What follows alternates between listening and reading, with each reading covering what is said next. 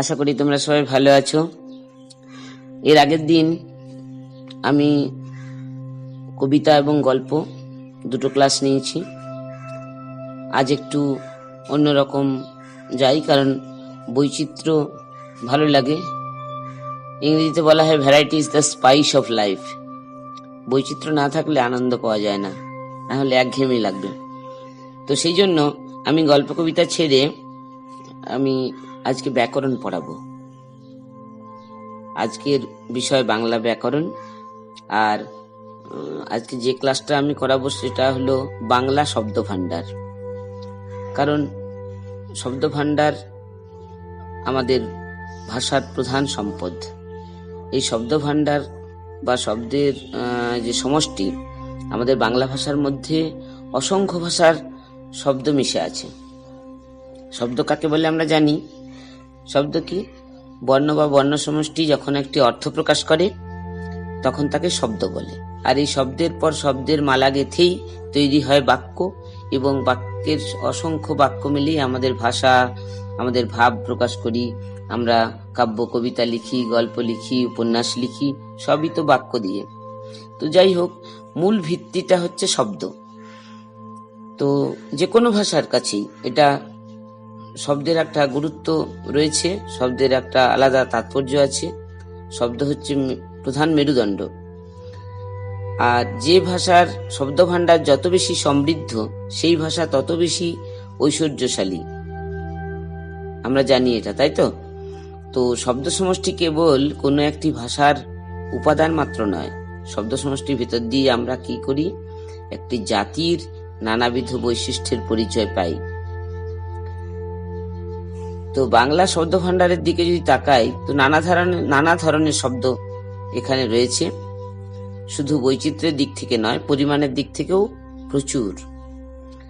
বাংলা শব্দ ভান্ডারে গৃহীত শব্দগুলিকে প্রধানত তিনটে ভাগে ভাগ করা যায়। তো বলি মাঝখানে যে একটা বোর্ড হলে ভালো হতো, কারণ বোর্ড তো নেই। আমি মুখে মুখে পড়াচ্ছি এবং রেকর্ডিং করছি। ক্লাসে বোর্ডে যেমন এই গ্রামার পড়াতে গিয়ে বা ব্যাকরণ পড়াতে গিয়ে বোর্ডটা খুব লাগে, কারণ ছক কেটে কেটে সুন্দর করে বোঝানো যায়। এখানে সেটা সম্ভব নয়। তোমরা একটু গুছিয়ে ছকটা করে নেবে নিজেরা। তো প্রথমে শব্দগুলো তিনটে ভাগ, লাইন টেনে তিনটে ভাগ করবে। তিনটে দাড়ি টেনে প্রথমে 1 নম্বরে হবে মৌলিক শব্দ, আগন্তুক শব্দ এবং নবগঠিত শব্দ। টোটাল যে শব্দগুলো, মানে সম্পূর্ণ যে শব্দ ভান্ডার, সেই শব্দ ভান্ডারে গৃহীত শব্দগুলোর এই তিনটে ভাগ: মৌলিক, আগন্তুক এবং নবগঠিত। মনে রাখবে এই তিনটে ভাগের নাম।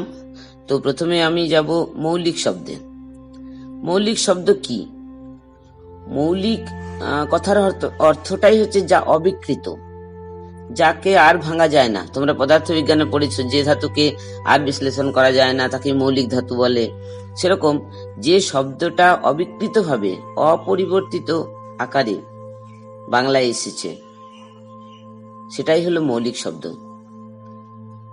সংস্কৃত থেকে সোজাসুজি। যেমন কি চন্দ্র, সূর্য, হাত, পা, এইসবগুলো। তো মৌলিক শব্দেরও আবার রকম ফের আছে, অনেকগুলো ভাগ আছে। কি সেটা? মৌলিক শব্দ হচ্ছে তৎসম শব্দ, তদ্ভব শব্দ, অর্ধ তৎসম বা ভগ্ন তৎসম শব্দ, এই তিনটে। তাহলে আমরা কি পেলাম? প্রথমে পেলাম মূল যে শব্দ ভান্ডার, সেটা তিনটে ভাগ: মৌলিক, আগন্তুক এবং নবগঠিত। তাহলে প্রথম আমরা যেটাকে ধরেছি সেটা হলো মৌলিক শব্দ। মৌলিক শব্দ তার আবার তিনটে ভাগ: তৎসম শব্দ, তদ্ভব শব্দ, অর্ধ তৎসম বা ভগ্ন তৎসম শব্দ। এবার আমি একে একে বিশ্লেষণ করব যে তৎসম শব্দটা কি। তৎসম শব্দ, তৎসম মানে তার সমান। যেসব শব্দ সংস্কৃত ভাষা থেকে মানে কোন রকম পরিবর্তন ছাড়াই সোজাসুজি সরাসরি বাংলা ভাষায় এসেছে, সেগুলোকে বলা হয় তৎসম শব্দ।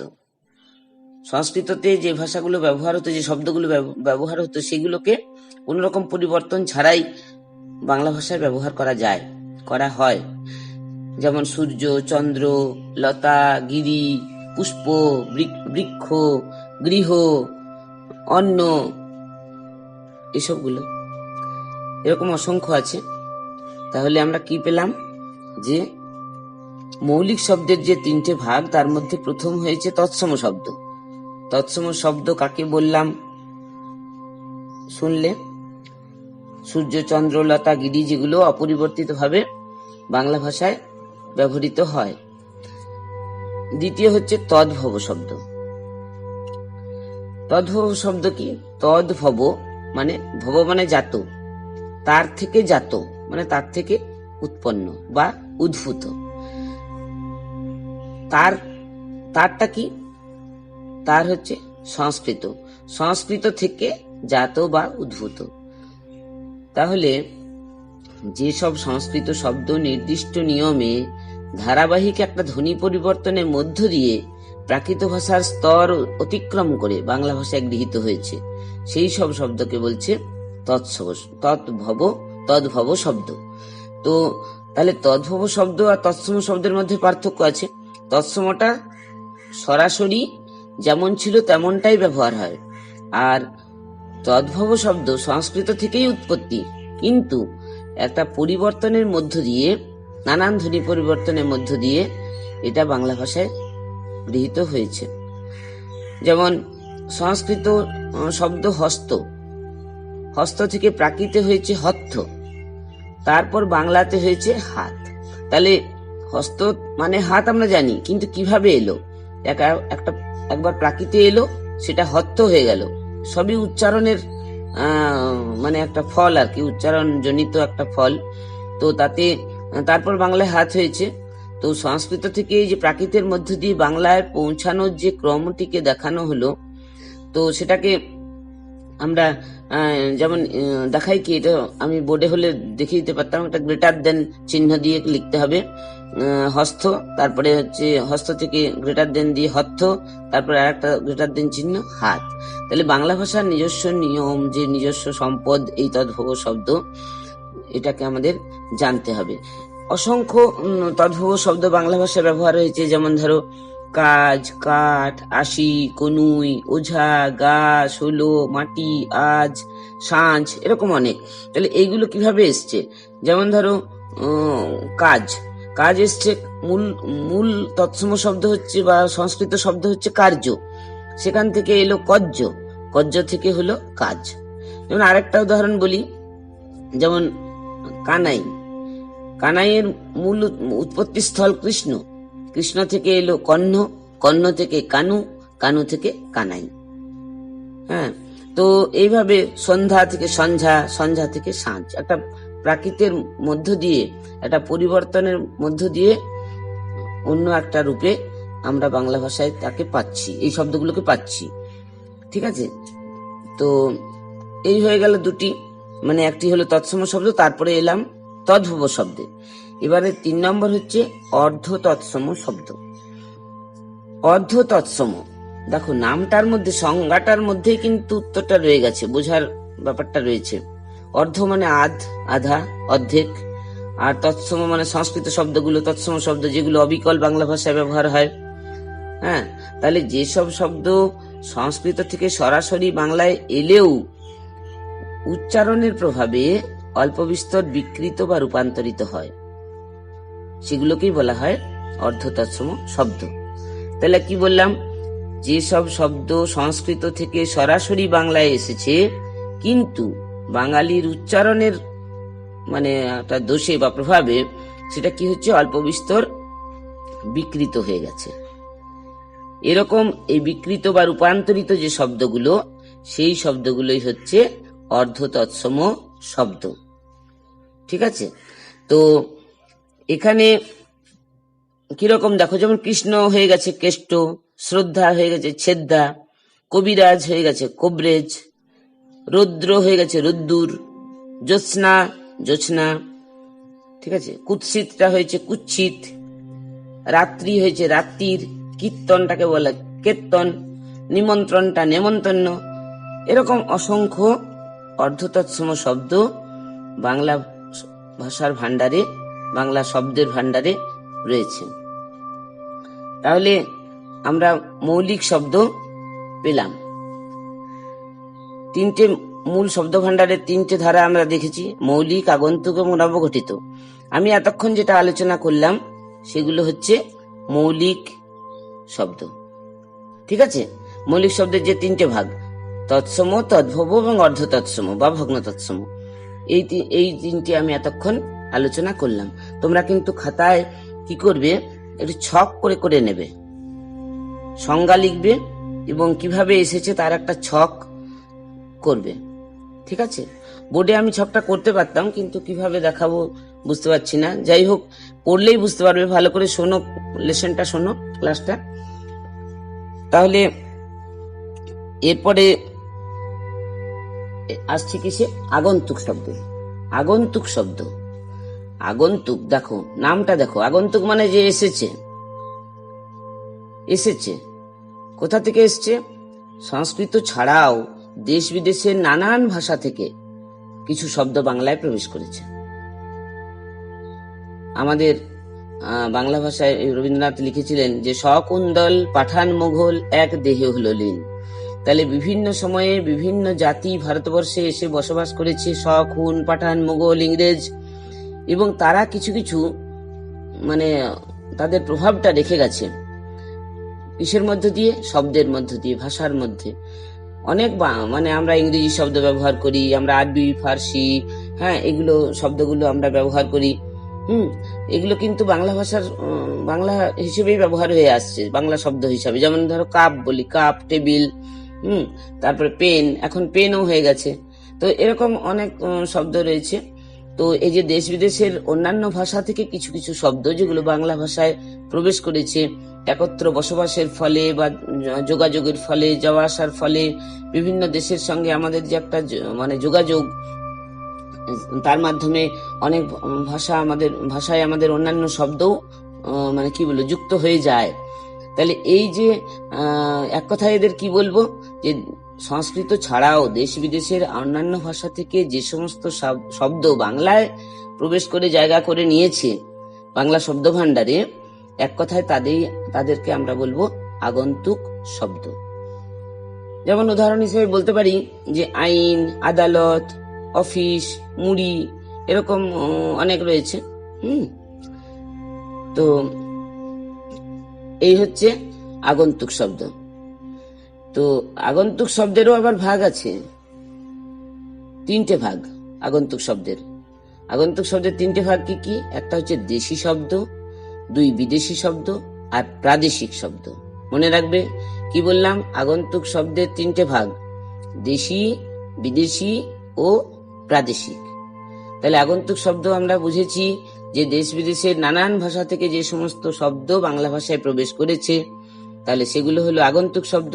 এই আগন্তুক শব্দের আবার তিনটে ভাগ, দেশি, বিদেশি, প্রাদেশিক। ঠিক আছে, এরপরে কি বলি, দেশি শব্দের বিশ্লেষণ করব। দেশি শব্দ, দেশি শব্দ কি? দেশি এই যেসব শব্দ এই দেশের মানে আমাদের ভারতবর্ষের প্রাচীনতর অধিবাসী দ্রাবিড় বা অস্ট্রিক, সাঁওতাল, কোল, ভিল, শবর, মুন্ডা, এইসব গোষ্ঠীর ভাষা কিংবা মানে মঙ্গোলয়েড জাতির যে সমস্ত ভাষা, সেইগুলোকে বলছে দেশি শব্দ। অর্থাৎ এক্ষেত্রে এইসব শব্দের মূল পাওয়া যায় না, এগুলোকে অজ্ঞাত মূল শব্দও বলা যায়। যেমন ডিঙ্গি, ঢেঁকি, ঢোল, ঢিল, মুড়ি, ঝাঁটা, ঝিঙ্গে, ধামা, ঢেঁড়স, চিংড়ি, এসব, কুলো, উচ্ছে, কুকুর, এগুলো যারা এদেশে দীর্ঘদিন ধরে বসবাস করছে তাদের মুখের ভাষা, এগুলো এই মুখের শব্দ, এই শব্দগুলোকে বলছে দেশি শব্দ। তাহলে আগন্তুক শব্দের প্রথম ভাগটা হলো দেশি শব্দ, সেটা আমি বুঝালাম, আশা করি বুঝতে পেরেছো। মানে এই দেশে যারা প্রাচীনকাল থেকেই বসবাস করছে, বহিরাগত নয়, ঠিক আছে, তাদের ভাষায় যে সমস্ত শব্দগুলো ব্যবহৃত হয়ে আসছে, এগুলোকেই বলছে দেশি শব্দ। বেশ, এবার 2 নম্বর হচ্ছে বিদেশি শব্দ। বিদেশ মানে অন্য দেশ, ভারতের বাইরে যে সমস্ত দেশ রয়েছে। তাহলে ভারতের বাইরে বিভিন্ন ভাষার যে সমস্ত শব্দ বিভিন্ন সূত্রে বাংলা ভাষার শব্দ ভাণ্ডারে প্রবেশ করেছে, তাই না, সেই সব শব্দকেই বলা হয় বিদেশি শব্দ। বিভিন্ন সূত্রে, আমি বললাম না যে যাওয়া আসার সূত্রে বা অন্যান্য দেশ থেকে বিভিন্ন সময় ভারতবর্ষকে সকলেই দখল করেছে, রাজত্ব করেছে, ভারতবর্ষে বসবাস করেছে।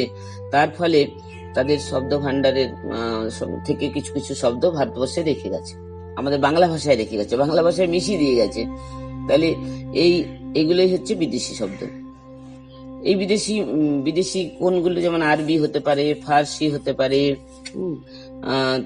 তোমার কি বলে তুরস্কের তুর্কি ভাষা শব্দ হতে পারে, পর্তুগিজ শব্দ হতে পারে, জাপানি, ওলন্দাজ, গ্রিক, জার্মান, ইতালীয়, অস্ট্রেলীয়, চীনা, তিব্বতীয়, এরকম। তো অনেক সময় দেখবে প্রশ্ন আসে যে শব্দগুলো বলে দেওয়া হয় অফিস, এটার পরিচয় দাও, শব্দ রূপ দাও, লেখো। তখন তোমাকে বলতে হবে এটা ইংরেজি শব্দ, তাই না? যেমন ধরো বললো আচার, এটা পর্তুগিজ শব্দ। সুনামি, এটা জাপানি শব্দ।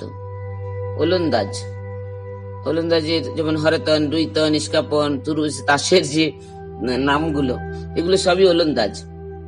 কিন্তু আমরা বাংলা শব্দ ভান্ডারের অন্তর্গত করে নিয়েছি। আর চা, চিনি, লিচু, সাম্পান, এগুলো সব চীন দেশ থেকে এসেছে শব্দগুলো। তিব্বতীয়, লামা, ইয়াক, এগুলো তিব্বত থেকে। তাহলে দেখো কত বিভিন্ন দেশ থেকে কত বিচিত্র রকমের শব্দ বাংলা শব্দ ভান্ডারে মিশিয়ে সমৃদ্ধ করেছে বাংলা ভাষাকে। বাংলা ভাষাকে বলা হয় যে মিশ্র ভাষা। বাংলা শব্দ ভান্ডারকেও বলা হয় মিশ্র শব্দ ভান্ডার। আর তারপরে আসছে প্রাদেশিক শব্দ, মানে আগন্তুক শব্দের যে তিনটে ভাগ, দেশি শব্দ হলো, বিদেশি হলো, এরপরে প্রাদেশিক শব্দ। প্রাদেশিক মানে কি? প্রাদেশিক কথাটা এসেছে প্রদেশ থেকে। ভারতের বিভিন্ন প্রদেশের বিভিন্ন ভাষার অনেক শব্দ বাংলা শব্দ ভান্ডারে প্রবেশ করেছে। বিভিন্ন প্রদেশের, যেমন হিন্দি, উর্দু, গুজরাটি, মারাঠি, তামিল, তেলেগু, পাঞ্জাবি, এগুলো। তো এগুলোকে প্রাদেশিক শব্দ বা প্রতিবেশী শব্দও বলা হয়। প্রাদেশিক শব্দগুলোর মধ্যে হিন্দি প্রাধান্য দেখা যায় বেশি।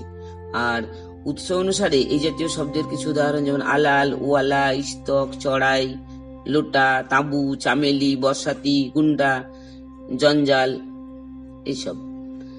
তাহলে কি দেখলাম? প্রাদেশিক শব্দ কোনগুলো? ভারতের বিভিন্ন প্রদেশের যে বিভিন্ন ভাষা রয়েছে, এক একটা প্রদেশের ভাষা এক এক রকম। সেই সব ভাষার যে শব্দ ভান্ডার, সেই শব্দ ভান্ডারের শব্দগুলো অন্য রকম, নিশ্চয়ই বাংলার মতো নয়। কিন্তু বাংলা ভাষায় আমরা ব্যবহার করি, বাংলা শব্দ ভান্ডারের সঙ্গে আমরা এগুলোকে মানে বাংলা শব্দ ভান্ডার এগুলোকে আপন করে নিয়েছে, আমরা অভ্যস্ত হয়ে গেছি। তো সেই জন্য ভারতের বিভিন্ন প্রদেশের যে বিভিন্ন ভাষার অনেক রকম শব্দ এসেছে, এগুলোকে আমরা নাম দিয়েছি, বা ব্যাকরণে নাম দেওয়া হয়েছে প্রতিবেশী শব্দ বা প্রাদেশিক শব্দ। ঠিক আছে? আর দেখো, এবার আমরা পিছনে ফিরে যাচ্ছি। পিছনে কি দেখেছিলাম? মূল যে শব্দ বাংলা শব্দ ভান্ডার, তার তিনটে ধারা করেছিলাম, তিনটে ভাগ: মৌলিক, আগন্তুক আর নবগঠিত। এতক্ষণ ধরে যে আমি আলোচনা করলাম যে মৌলিক এবং আগন্তুক, ঠিক আছে? এবার 3 নম্বর রয়েছে নবগঠিত। নবগঠিত মানে নতুন রূপে গঠন। বাংলা শব্দ ভান্ডারে বেশ কিছু শব্দ রয়েছে যেগুলো বিভিন্ন ভাষার উপাদান দিয়ে তৈরি, কিংবা অন্য ভাষার শব্দের অনুবাদ নতুন করে গঠন করা হয়েছে। এই ধরনের যে শব্দগুলো, এদেরকে বলা হচ্ছে নবগঠিত শব্দ। কি বললাম? আরেকবার বলছি যে বাংলা শব্দ ভান্ডারে বেশ কিছু শব্দ আছে যেগুলো বিভিন্ন ভাষার উপাদান দিয়ে তৈরি, আর অন্য ভাষার শব্দের অনুবাদও হতে পারে। এই ধরনের যে শব্দমালা, এদেরকে বলা হচ্ছে নবগঠিত শব্দ। যেমন দেখো, উদাহরণ দিলে বুঝতে পারবে, পরিষ্কার হবে ব্যাপারটা। যেমন স্কুল ঘর, মাস্টার মশাই, কাগজপত্র। কাগজ আলাদা, পত্র আলাদা, কিন্তু আমরা একসঙ্গে কাগজপত্র বলছি। মাস্টার আলাদা, মশাই আলাদা, মাস্টার মশাই। স্কুল ঘর, এইগুলো হচ্ছে সব নবগঠিত শব্দ, মানে কাজের প্রয়োজনে বা ভাষার ব্যবহারের অনুষঙ্গে এইভাবে এগুলো ব্যবহৃত হয়ে আসছে। তাহলে এই যে নবগঠিত শব্দ, তার আবার দুটো ভাগ। একটা হচ্ছে মিশ্র বা সংকর শব্দ, আরেকটা কি অনুদিত শব্দ। মিশ্র বা সংকর, সংকর মানে আমরা জানি কি মেলানো, একটা মানে মৌলিক নয়, একটার সঙ্গে আরেকটা কিছু আছে, অন্য কিছু আছে। তাহলে এক ভাষার শব্দের সঙ্গে যখন অন্য ভাষার শব্দ, উপসর্গ কিংবা প্রত্যয় যুক্ত হয়ে কিছু শব্দ গঠন হয়, তাহলে এই জাতীয় শব্দগুলোকেই বলা হচ্ছে মিশ্র শব্দ বা সংকর শব্দ। তাহলে নবগঠিত যে শব্দ তার দুটো ভাগ, একটা হচ্ছে মিশ্র বা সংকর আর একটা অনুদিত শব্দ। মিশ্র বা সংকর শব্দ আরেকবার বলছি, যে একটা ভাষার শব্দের সঙ্গে অন্য ভাষার কোনো শব্দ, সেটা হয় উপসর্গ হতে পারে কিংবা প্রত্যয় হয়ে হতে পারে। এবার তোমাদের মনে প্রশ্ন আসতে পারে, উপসর্গ কাকে বলে, প্রত্যয় কাকে বলে, এগুলো তোমরা আগের ক্লাসে পড়েছো। হ্যাঁ, এবং এই যেহেতু রেকর্ডিং এর ব্যাপার, সময়টা কম, এগুলো ব্যাপার ডিটেলসে এখন যেতে গেলে একটু সময় লাগবে। ঠিক আছে, তোমরা দেখে নিও, যদি অসুবিধা হয় আমাকে ফোন করো। তাহলে উপসর্গ বা প্রত্যয় যুক্ত হয়ে যে সমস্ত শব্দ তৈরি হয়েছে সেগুলোকে বলছে মিশ্র শব্দ বা সংকর শব্দ। ঠিক আছে, যেমন দেখো স্কুল ঘর, মাস্টারমশাই, চকখড়ি, হেড কেরানি, হেড পণ্ডিত, আবার হিন্দি ইংরেজি, এটা ইংরেজি বাংলা মিশিয়ে, আবার হিন্দির সঙ্গে ইংরেজি মিশিয়ে লাঠিচার্জ, পর্তুগিজের সঙ্গে হিন্দি মিশিয়ে পাউরুটি, হ্যাঁ, আরবি ফার্সি বিদেশি মিশিয়ে উকিল ব্যারিস্টার, কাগজ পেন্সিল, এরকম। আবার বাংলার সঙ্গে সংস্কৃত মিশিয়ে কাঁকরময়, বিদেশি শব্দের সঙ্গে তৎসম প্রত্যয় মিশিয়ে এজেন্ট পাস, এইভাবেই চলে আসছে। অসংখ্য উদাহরণ পাবে বইতে। তো তাহলে নবগঠিত শব্দের দুটো ভাগের প্রথম যেটা মিশ্র বা সংকর শব্দ, সেটা আমি এতক্ষণ বোঝালাম। কি বোঝাতে পেরেছি? তো বুঝতে পারছি না, কারণ এক পেশে ব্যাপারটা হয়ে যাচ্ছে, আমি তো মানে বকবক করে যাচ্ছি, তোমাদের দিক থেকে কোনো রেসপন্স পেলে ভালো লাগে পড়াতে, সেটা তো সম্ভব নয় বাবু। সেই কারণে আমি বলে যাচ্ছি, আমি ধরে নিচ্ছি তোমরা বুঝতে পেরেছো। এবার সেকেন্ড হচ্ছে অনুদিত শব্দ। অনুদিত মানে অনুবাদ থেকে অনুদিত কথাটা এসেছে, অনুবাদ পদান্তরে অনুদিত। ঠিক আছে, মানে অন্য ভাষা, বিশেষ করে ইংরেজি থেকে বেশ কিছু শব্দকে বাংলায় অনুবাদ করা হয়েছে, ট্রান্সলেট করা হয়েছে, রূপান্তর করা হয়েছে, এই ধরনের শব্দকে অনুদিত শব্দ বলা হয়। যেমন টিয়ার গ্যাস মানে কাঁদানে গ্যাস, ফাউন্টেন পেন মানে ঝর্ণা কলম, নিউজ পেপার মানে সংবাদপত্র, হাত ঘড়ি, হ্যাঁ, রিস্ট ওয়াচ, এয়ার কন্ডিশন সেটাকে বলে বাতানুকূল। তাহলে এই বাংলাতে এই ইংরেজি শব্দগুলো দেখো বাংলায় কিভাবে ব্যবহার করছি আমরা, তাহলে ওগুলো অনুদিত শব্দ। তাই এই যে এতক্ষণ ধরে আমি তোমাদের শব্দ ভান্ডার বোঝালাম, আশা করি সবাই বুঝতে পেরেছো। কিন্তু তোমাদের যেটা করতে হবে সেটা ভালো করে আরেকবার পড়ে নিতে হবে এবং খাতায় ছক করে করে প্রত্যেকটা ভাগ খাতায় ছক করে নিতে হবে। প্রথমেই লিখবে বাংলা শব্দ ভান্ডার, তার 3টে ভাগ, মানে মেন বেসিক জিনিসগুলোকে তোমাকে লিখে নিতে হবে। মৌলিক, আগন্তুক, নবগঠিত লিখলে, এবার মৌলিককে বিশ্লেষণ করলে, মৌলিকের হচ্ছে যে 3টে ভাগ, তৎসম, তদ্ভব, অর্ধ তৎসম, ভগ্ন তৎসম। এবারে এগুলো হয়ে গেল, মৌলিক হয়ে গেল। তারপরে এলো আগন্তুক শব্দ, আগন্তুকের 2টো ভাগ, দেশি শব্দ, বিদেশি শব্দ এবং 3টে, এবং প্রাদেশিক শব্দ, এই 3টে করলে দেশি শব্দ। তারপরে আলাদা আলাদা করে বিষয়গুলো পড়ে নিলে। আর নবগঠিত শব্দের 2টো ভাগ, মিশ্র বা সংকর, আর 2 নম্বর হচ্ছে অনুদিত। তাহলে এই যে বেসিক যে ফর্মটা, মানে মূল যে গঠনটা, শব্দ ভান্ডারের যে মূল গঠন, কিভাবে ভাগ করা হয়েছে, শ্রেণী বিভাজন করা হয়েছে, সেটাকে তোমাকে খাতায় লিখে নিতে হবে। আজকে এই পর্যন্তই থাক, তোমরা ভালো করে পড়ো। আমি এর আগের ক্লাসে ফোন নাম্বার বলেছি, তোমরা শোনার পর যদি বুঝার কোথাও অসুবিধে আছে অবশ্যই অনায়াসে ফোন করো, কোনো রকম কোনো মানে কুণ্ঠা না রেখে। আমার কোনো অসুবিধা নেই, যে কোনো সময় আমি তোমাদের প্রশ্নের উত্তর দিতে প্রস্তুত আছি। সবাই ভালো থেকো, বাড়িতে থেকো, আর মন দিয়ে পড়াশোনা করো। অনেক শুভেচ্ছা তোমাদের জন্য।